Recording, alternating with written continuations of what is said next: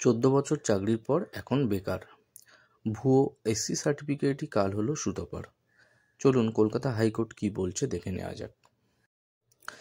1997 সালে 17 ফেব্রুয়ারি জামমনি ব্লকের দুবরা আদর্শ বিদ্যা মন্দিরে চতুর্থ শ্রেণীর মেট্রন পদে চাকরি পেয়েছিলেন সুতপা হাটই, কিন্তু তার এই চাকরি ছিল অবৈধভাবে পাওয়া। এরপর 2011 সালে একটি অভিযোগের ভিত্তিতে সুতপার জাতিগত শংসাপত্র যেটা এসসি সার্টিফিকেট বাতিল করে ঝাড়গ্রামের তৎকালীন মহকুমা শাসক। এরপর অতিরিক্ত জেলা মাধ্যমিক বিদ্যালয় পরিদর্শক ওই বছরই জুন মাসে সুতপার বেতন বন্ধ করে দেন। পাল্টা জাতিগত শংসাপত্র বৈধ দাবি করে হাইকোর্টে পৌঁছেছিলেন সুতপা। তাই 22 মে কলকাতা হাইকোর্টের বিচারপতি পার্থসারথী চট্টোপাধ্যায়ের সিঙ্গেল বেঞ্চ ও সুতপার উপর প্রশাসনিক পদক্ষেপের নির্দেশ দিয়েছেন।